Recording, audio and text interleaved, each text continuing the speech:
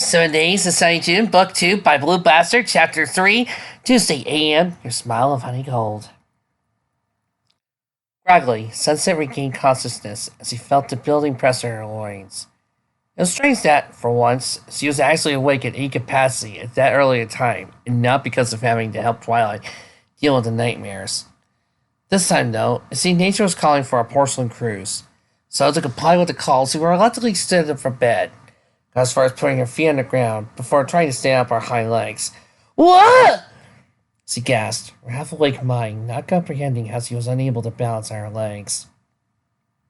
Somehow her center of mass wasn't right, allowing gravity to bring her crashing down and introduce her muscles to the floor. Ow! That smarts! Wait, what happened to my mouth? Quickly bringing her hose to her face, Sunset was shocked to find she had a muzzle and hose, and that she was now a pony. Huh? What the hell happened? Why am I... Oh, right, I am a pony. Guess I spent so long as a human. Oh, well. But while Sunset tried to shake it off, the fact she was surprised to be back in her native form, her native land gave her pause. Am I still a pony at heart? She was able to get an answer a bit later when she, thankfully, remembered how to use a toilet built for a pony, which she didn't want to have to relearn given her mare parts were now in a relatively awkward position compared to how she had been doing her business over the past 4 years. That she didn't need to pull up her panties, given that she wasn't wearing, made her critically self-aware who was getting a nice view of her little red caboose.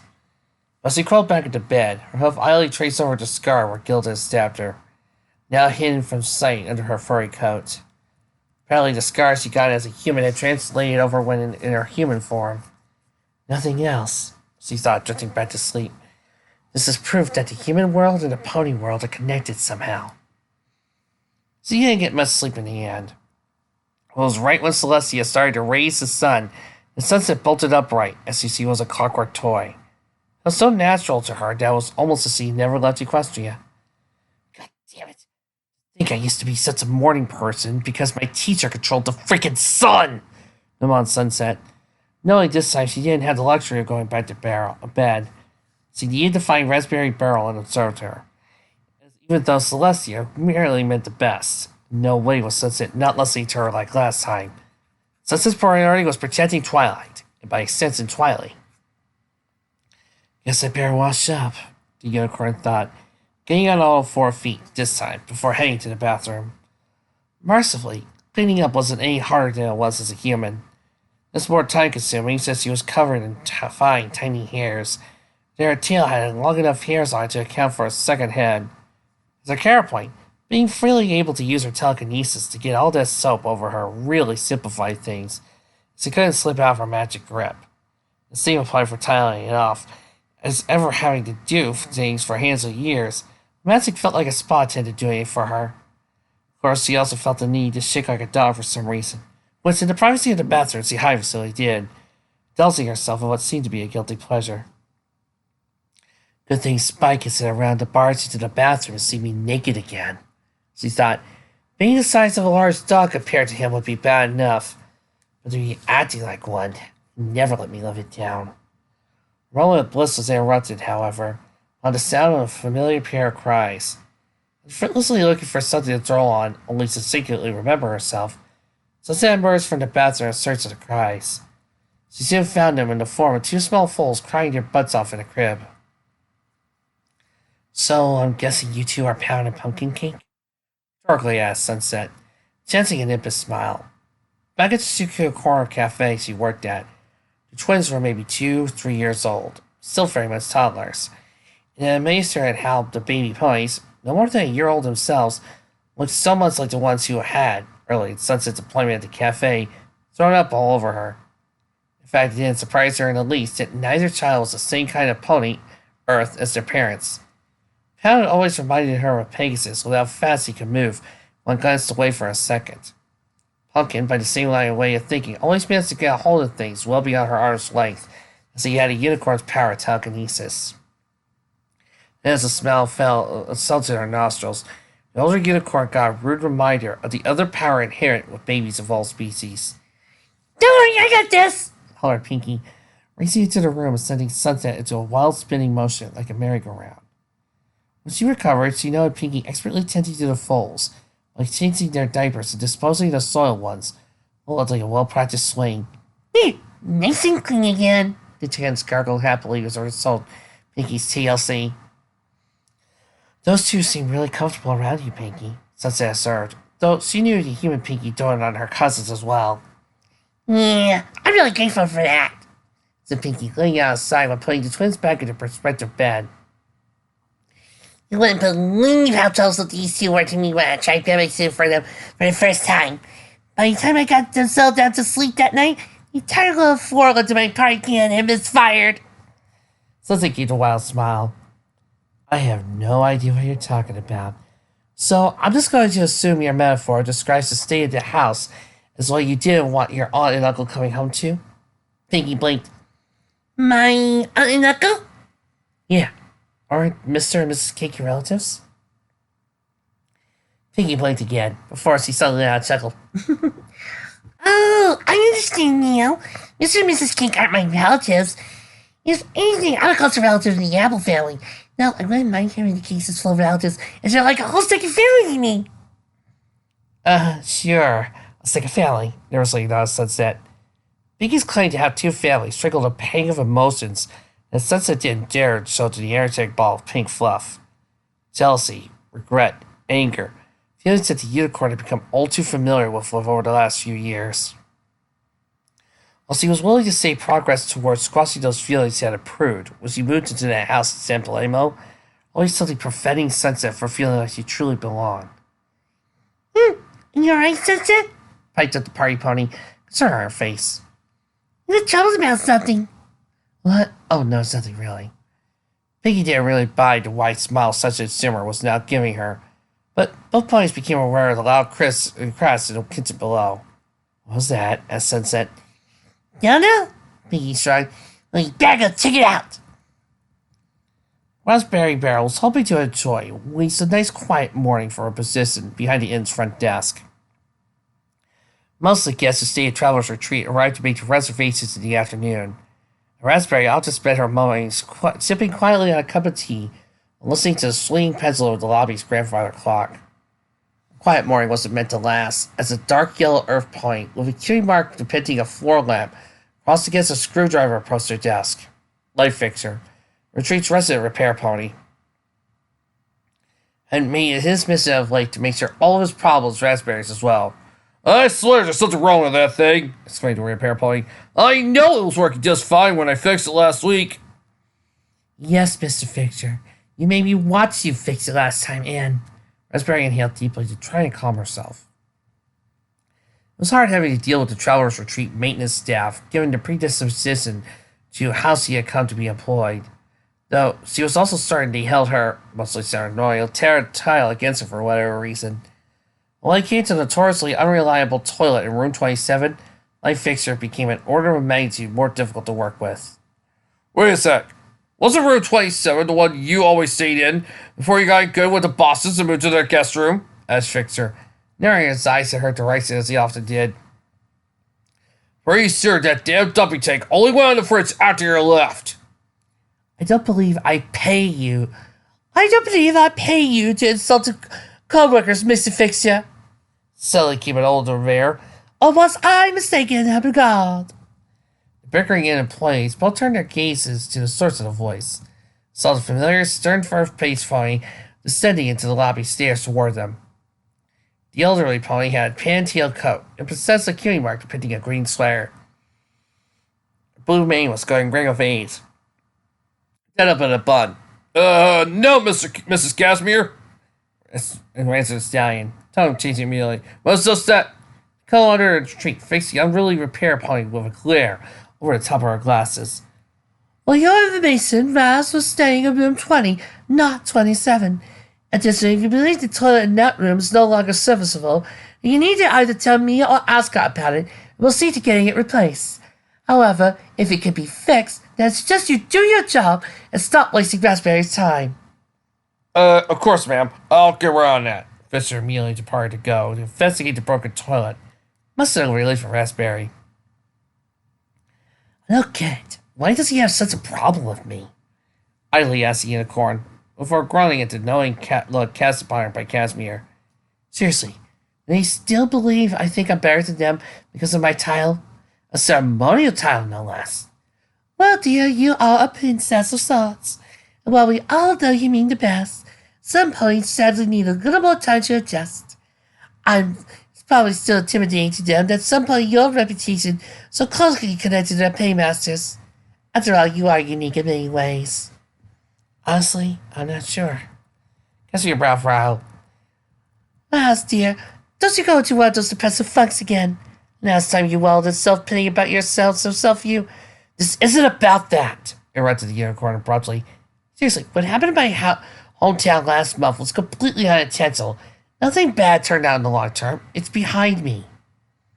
Casimir's breast is softer. The old mare gently rubbed her surrogate daughter's shoulder. Well then, what's the matter this time? I know it's going to sound weird, but yesterday, after I had lunch with Twilight, there was this pony who came in, looked strangely similar to me. Casimir blinked in surprise. Like a mirror image. Sorta, yeah. Well, your colors were more or less the opposite of mine. And her cutie mark was some kind of two-colored sun. Same mane style, though, and she was a unicorn who the princess seemed to know from a while back. She said, Raz concentrated, trying to remember how Twilight had introduced the other mare. She said to the other pony, Shunsura or something.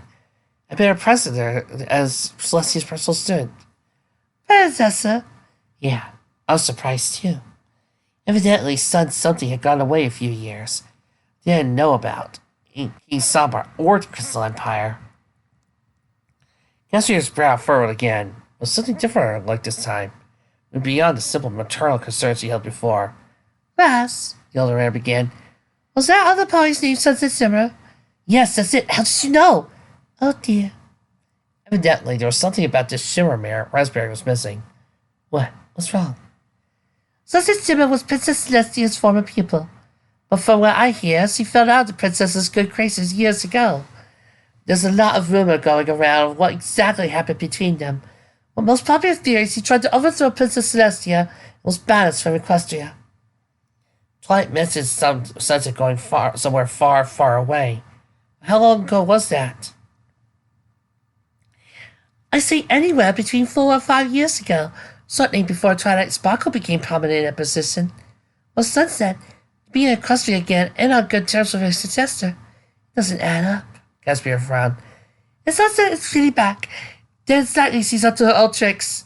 Might even try to, remove Twilight. Raspberry frowned. I think it's best to keep an eye on this Shimmer character. Twilight's practically family. I'm not gonna let some wannabe princess hurt her. Don't do anything too fast, son. Casimir warned with a kiss on her foster daughter's cheek. No doubt she'll learn about your particular talents. Everyone else I heard about Sunset is true. She isn't one for letting rivals as powerful as hers to be her betters. I'm not going to do anything like that, Mom, replied Raspberry. Let me back up to tap her leg brace. Not when I'm among friends. Mr. King! Exclaimed Pinkie, seeing the mountain of kitchenware that had been the source of the commotion, now attuned to her employer/landlord. She raced for the foot of the stairs to dig him out, just as Sunset, too, descended to the ground floor. I knew our son would use the stepwire, moaned the pastry chef, little pound cakes fluttering in the circles around his head. Of course, silly, munched Pinkie. In fact, when is Mrs. King around? I know she would have insisted on you using it. Unfortunately, she's coming down with a bad case of pox, explained Carrot, finally free of the avalanche of aluminum. She's now safe to bake today. Then what with you having your own schedule to keep as you aren't working today, I figured I'd try to get the morning goods baked by myself. Yes. Let me say, King, there's no way you can bake that many things in time. Like you and I pitched in, the morning rest is going to be so soon we might not meet the quota. Sunset, watching from the outside at Kitchen proper, knew all too well what the morning rush at Shukuku Corner Cafe would be like. Given that this was just in the human world, she could only imagine how bad it got here in Equestria, once all the customers ate like, well, horses. Well, far from being any good at baking masterpiece after masterpiece of pastry cookies, she knew enough of the basics to be a help. At the same time, helping out at Shukuku Corner would cut into the time she had to investigate Raspberry Barrel. Twilight's clock is ticking, Sunset. Sunset was just about to bid the two confectioners goodbye when her thoughts returned to Princess Celestia. How quick she was in accusing of Sunset of treachery. Before she even knew what she was doing, Sunset spoke up. I'll help too. That caught Pinkie and Mr. Cake by surprise. No offense, Sunset, said Pinkie, but you've never worked in a... I'm a man of many talents, replied Sunset, striding to the kitchen. Just tell me what you need to do, and I'll do it. Mr. Cake was still unsure. But looking at the clock, he needed all the help he was going to get at this point. All right, thanks. Here's what you can do to help out. The next few hours proved to be some of the most frantic in Sunset's life. With Mrs. Cake down for the count, and Pinkie only able to sporadically help with not needing to look after the twins, Sunset ended up being the only pony constantly in the kitchen. With Mr. Cake managing to cast her sister when Pinkie couldn't, and when he himself wasn't needed in the kitchen. It was hot and sweaty. But by large, Sunset's skills of both natural magic talent and minor baking thanks to working at Shukiku Corner Cafe managed to be enough to keep a plentiful amount of stock that satisfied the morning crowds. It was also good for Sunset, as he was still rather too self-aware about being a nudist again, so being able to hide in the kitchens worked well for her. Such allowed her to focus more on keeping the confectionery prep lines running smoothly. Gradually, noon rolled around and businesses slowed down to the point where the morning rush was definitely over.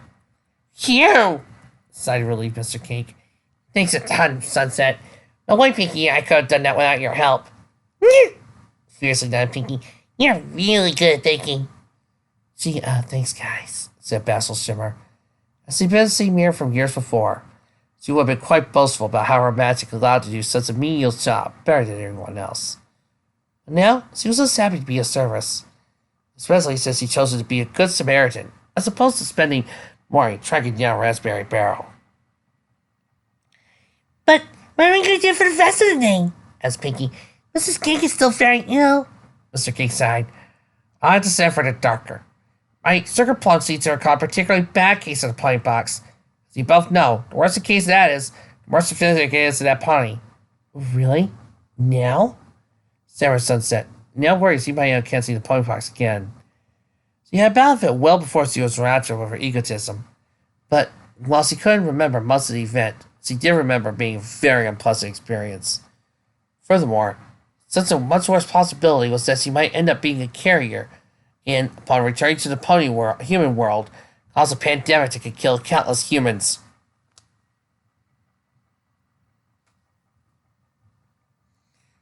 Joke aborted! Repeat! Joke aborted! Pinkie was very oblivious to Sunset's sudden paleness. Yeah, I got on the rock farm as a minor case when the vaccine proved to be too powerful. Not fun at all. Well, thankfully that means I can't catch it again or spread it around. You had your shots or had the pony fox before, right, son? Well, oh, yes. Years ago. Don't really remember myself, but yep. Good to know I can't spread it around to infect millions of other innocents. Okay, said Mr. Cake.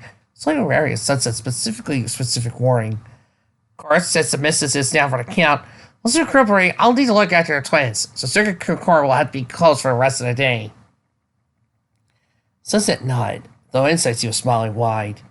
Maybe I'll have time to follow that barrel character around after all. As he briskly walked around downtown Ponyville, Sunset decided she needed to find Twilight. Her priority was to get more information about Raspberry Barrel. The freshly crowned princess seemed familiar with her. Even if Twilight trusted Sunset's mysterious doppelganger was misplaced, what she knew could prove to be revealing. Talking with Twilight would also keep Sunset's mind off of her exposed posterior. Hi, Twilight! She called out, picking up the pace to be with the princess, and peacefully reading a book while sitting on the park bench. Oh, hey there, Sunset, Great Unicorn. How are you today? A little more than a little self-consciousness, actually, admitted the Unicorn. And wearing clothes over in the human world, that ponies don't, in her mere parts are sort of exposed for the world to see, is somewhat off-putting for me.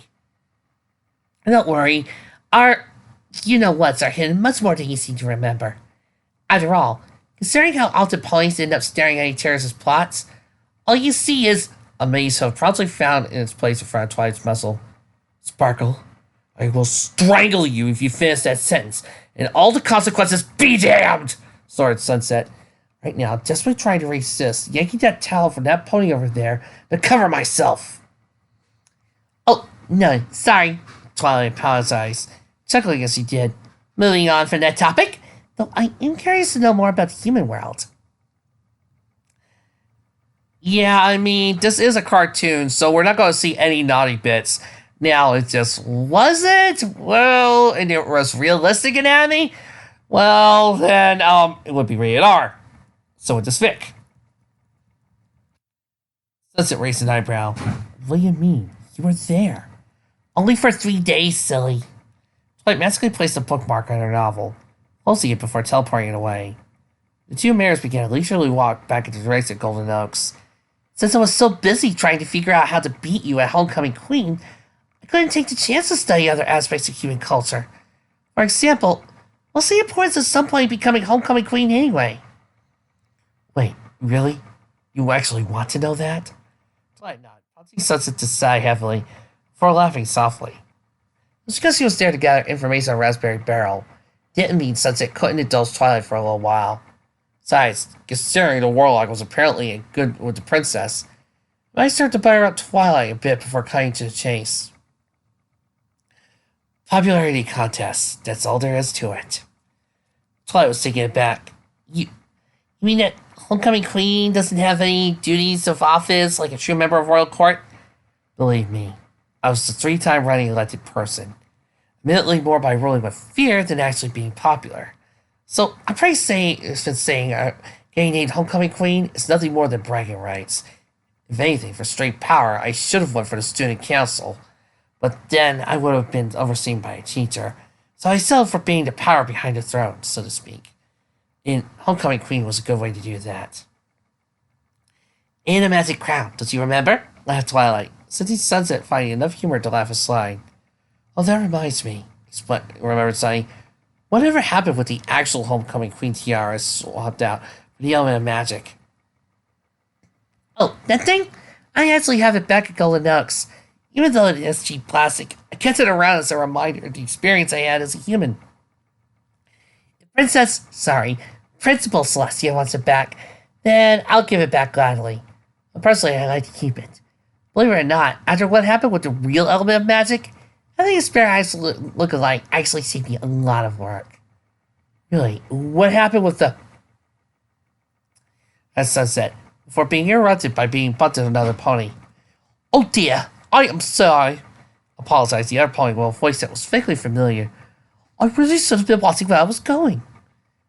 Don't worry about it, said Sunset, trying to see who she collided with. Turning almost pure white and shocked, she immediately knew who the pony was without having met her. Well, not the pony, but in the human world. Sunset thought of Octavia Melody as like a sister.